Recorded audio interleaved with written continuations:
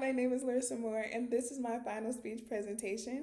My topic is the Westside Dignity Hub, which is a solution to San Antonio's homelessness crises near OLLU.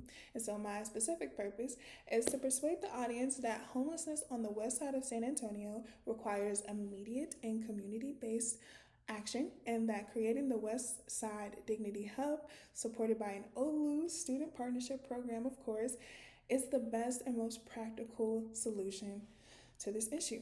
So, I'm not from here. I'm originally from Dallas, but I chose homelessness because I have seen how severe it is out here, and I think it's in terms of like how many people in this it's like one crowded area, and it's crazy, back home it's like maybe one person here and there, maybe two or three, but like by the masses, wow. it's it's unfortunate.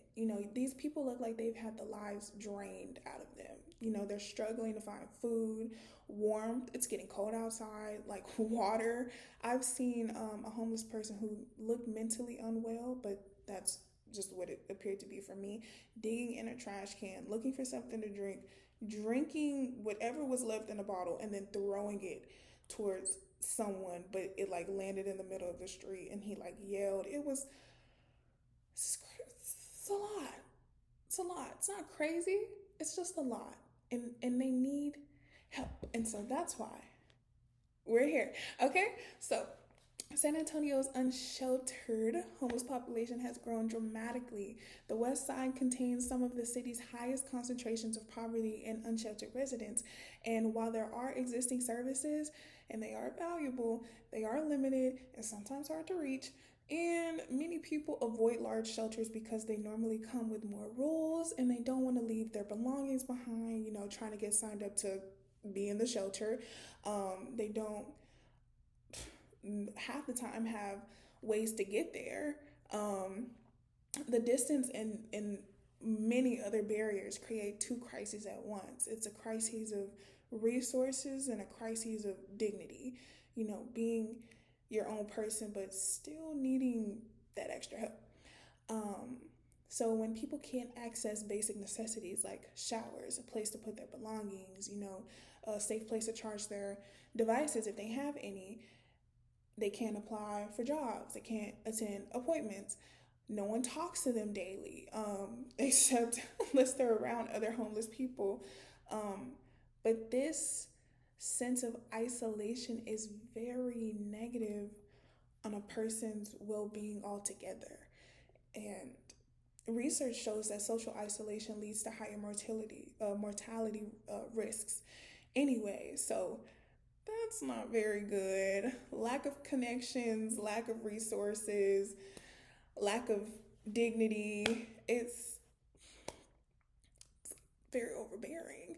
But we can meet this need with a practical and local human solution, which is the Westside Dignity Hub. It's a small and low barrier resource center located near OLLU, and it would offer private showers, restrooms, laundry, lockers, charging stations, filtered water, and an indoor seating area.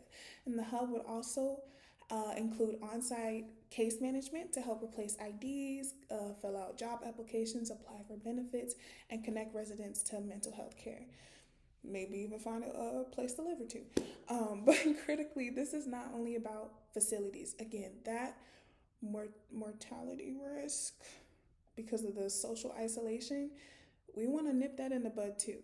So that's where the hub will be paired with an OLLU student partnership program. So it would be a structured, supervised volunteer team who delivers hygiene kits, connect with the people in need, of course, listen to their stories, listen to their experiences, connect with them on a deeper level than just, I'm here to help you, here's what you need.